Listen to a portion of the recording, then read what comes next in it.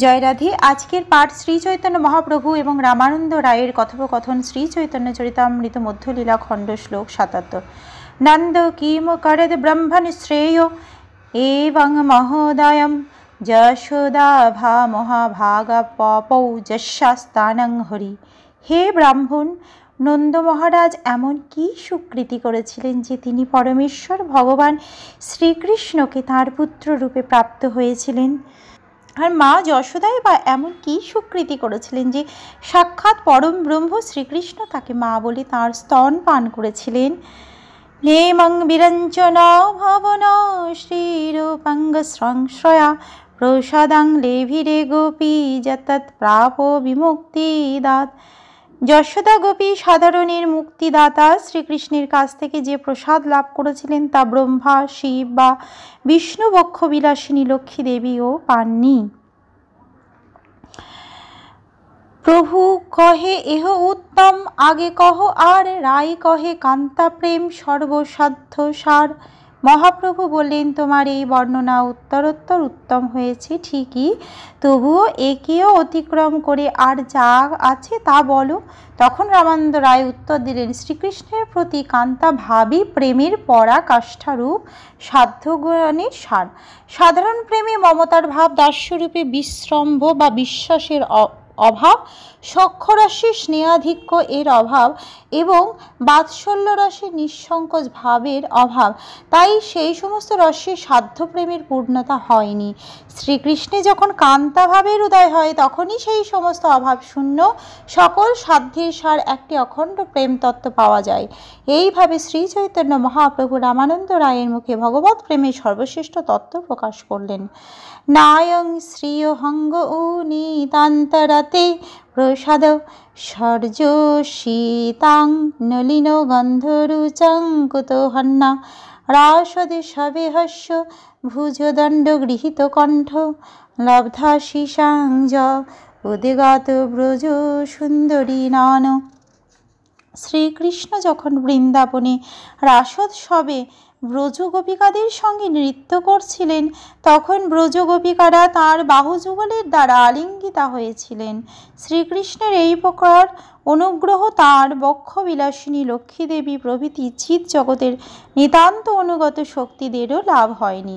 পদ্মগন্ধা স্বর্গীয় রমণীদেরও যখন তা লাভ হয়নি তখন এই জড়জগতের স্ত্রীলোকদের কথা আর কি বলবো। তাসামা বীরভূচ্ছৌরী স্বয়মান মুখম্বুজ পীতাম্বর ধর স্রগ্গী সাক্ষান্মন্মথ মন্মথ। পীতবাসন পরিহিত এবং ফুলমালায় সজ্জিত হয়ে শ্রীকৃষ্ণ হাসতে হাসতে গোপিকাদের মধ্যে আবির্ভূত হলেন। তাকে যা তখন ঠিক কামদেবেরও কামদেব বলে মনে হচ্ছিল। কৃষ্ণ প্রাপ্তির উপায় বহুবিধ হয়, কৃষ্ণ প্রাপ্তি তারতম্য বহুত আজ হয়, কিন্তু যার যেই রস সেই সর্বোত্তম, তটস্থ হইয়া বিচারিলে আছে তরতম। কৃষ্ণ প্রাপ্তির বহুবিধ উপায় আছে এবং কৃষ্ণ প্রাপ্তির বহুবিধ তারতম্য রয়েছে, কিন্তু যার যেই রস সেইটি সর্বোত্তম। তটস্থ হয়ে বিচার করলে তার তারতম্য বোঝা যায়। শ্রীল রূপ গোস্বামী এখানে স্পষ্টভাবে উল্লেখ করেছেন যে বেদ এবং বেদানুগ শাস্ত্র অনুসারে হরিভক্তি অনুশীলন করতে হবে। মন গড়া ভক্তির পন্থা কেবল বৈষ্ণব সমাজে উৎপাতের সৃষ্টি করে। সেই জন্য গৃহব্রত, ধর্মযাজন, শাস্ত্র বিগর্হিত অপরাধময় ভাগবত ব্যবসা, মন্ত্র ব্যবসা, শিষ্য ব্যবসা, কীর্তন ব্যবসা, বহির্মুখ সামাজিকতা, লৌকিকতা প্রভৃতির অপেক্ষাযুক্ত মনোধর্মের সঙ্গে শুদ্ধ ভক্তির সমন্বয় এখানে উদ্দিষ্ট হয়নি এবং আউল বাউল কর্তাভোজা ন্যাড়া দরবেশ সাঁই অতিবাড়ি চূড়াধারী গৌরাঙ্গ নাগরী নব্য গোস্বামীর মতো জাতি গোস্বামীর মতো প্রচারকারী এবং ওই জাতি গোস্বামীর মতকেই স্বরগোস্বামীর মত বলে লোক বঞ্চনাকারী, কৃষ্ণের অভক্ত, গৌর মন্ত্র ও গৌর নাম বিরোধী, নবছড়া রচনাকারী, বিগ্রহ ব্যবসায়ী, ভৃতক পাঠক, নিজ জাতির সাহচর্য জনিত বর্ণ ব্রাহ্মণ তাকেই বৈদিক ব্রাহ্মণতা বলে প্রচারকারী, স্মার্ত সাত্যত পঞ্চরাত্র বিরোধী, মায়াবাদী, স্ত্রী সঙ্গী প্রভৃতি কখনোই নিকিঞ্চন কৃষ্ণার্থ অখিল চেষ্ট অনুক্ষণ হরিসেবারত সর্বস্ব ত্যাগী শ্রী গুরু গৌরাঙ্গে আত্মবিকৃত নৈষ্ঠিক ব্রহ্মচারী সংযত গৃহস্থ বানপ্রস্থ ও ত্রিদণ্ডী সন্ন্যাসীদের সঙ্গে এক বা সমান হতে পারে না। যে প্রসঙ্গে শ্রীল কবিরাজ গোস্বামী এই বাক্যের অবতারণা করেছেন তা সিদ্ধ বা পঞ্চকের কথা, অর্থাৎ শান্ত, দাস্য, সখ্য, বাৎসল্য ও মধুর এই পঞ্চবিধ ভাবে এই পঞ্চরসের রসিকেরা সেবা করে থাকেন। অনর্থ নিবৃত্তির পর সেই সমস্ত সিদ্ধভাবের মধ্যে যে কোনোটি কারো নিত্য সিদ্ধ স্বরূপের স্বভাব অনুসারে উদিত হোক না কেন, তা সেই রসের অধিকারীর পক্ষে সর্বোত্তমই বটে। কারণ সকলের বিষয়িক শ্রীকৃষ্ণতর প্রাকৃত দেবাদি নন। আবার তটস্থ অর্থাৎ মধ্যস্থ হয়ে বিচার করলে সেই ভাব পঞ্চকের রসাস্বাদনের মধ্যে তারতম্য অনুভূত হয়। যেমন দাস্যরসে শান্তরস ও দাস্যরস উভয়ই সমকালে বর্তমান, অথবা তা শান্তরস থেকে শ্রেষ্ঠ। আবার সখ্যরসে শান্ত ও দাস্য বর্তমান, আবার তা শান্ত ও দাস্য থেকে আরও উন্নত।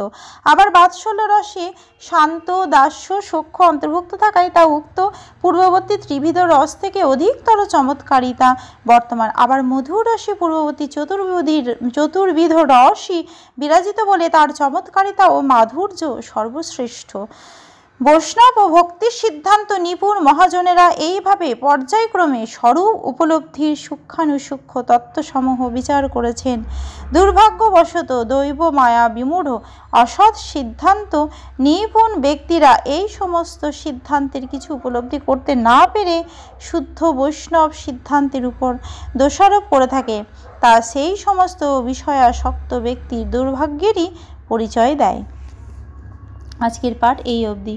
ভজ শ্রীকৃষ্ণ চৈতন্য প্রভু নিত্যানন্দ, শ্রী অদ্বৈত গদাধর শ্রীবাসাদি গৌর ভক্ত বৃন্দ।